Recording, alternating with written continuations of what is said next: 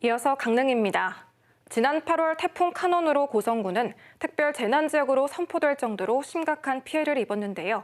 특히 소하천이 범람하면서 인근 농경지 등이 대거 유실되거나 침수됐습니다.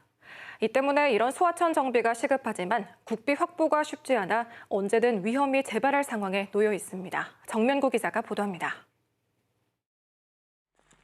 농경지를 가로지르는 폭 10m 안팎의 소하천입니다. 지난 8월 태풍 카눈으로 범람하면서 인근 농경지 46만 제곱미터가 침수되거나 유실됐습니다.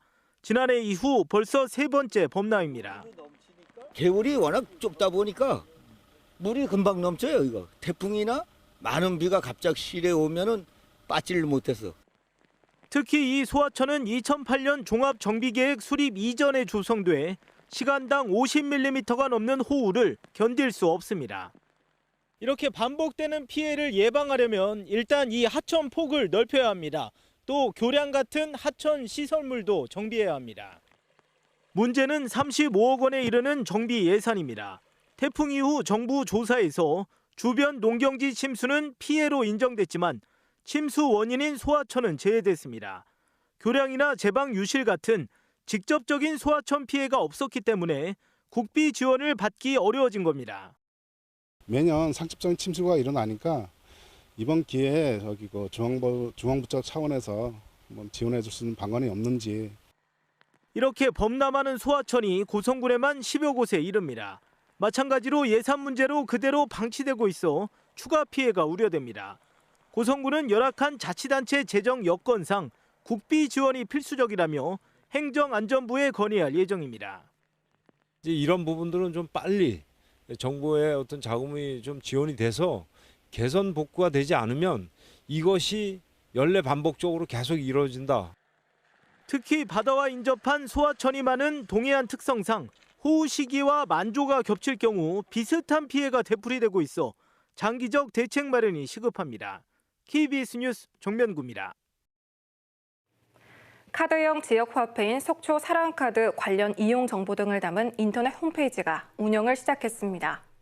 속초시는 최근 속초 사랑카드 구매율이 증가함에 따라 속초 사랑카드 구매 정보와 가맹점 이용과 신청 정보 등을 담은 인터넷 홈페이지를 개설해 오늘부터 운영 중이라고 밝혔습니다.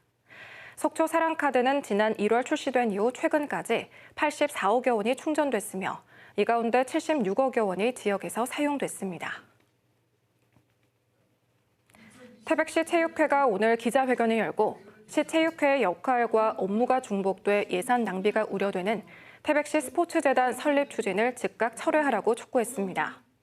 또 태백시가 태백시 체육회를 배제하고 종목 단체 보조금을 직접 집행하는 등 체육단체 분열을 조장하고 있다며 예산 갑질 행태를 중단할 것을 주장했습니다. 앞서 강원도시군 체육회장 협의회는 다음 달부터 스포츠재단이 설립된 시군에서 열리는 모든 체육대회에 출전하지 않겠다고 결의했습니다.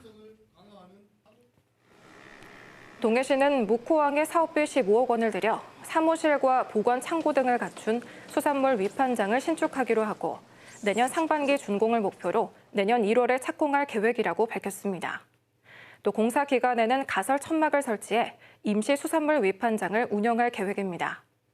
2008년에 건립된 기존 묵호항 수산물 위판장은 시설 노후화로 안전진단 C등급을 받아 시설 철거가 시급한 상황입니다.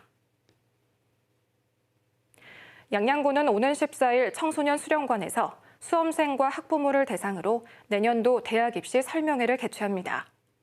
이번 설명회에서는 서울대 경력개발센터 강사가 기출문제 분석과 접근법을 설명하는 등 입시 전략을 특강할 예정입니다.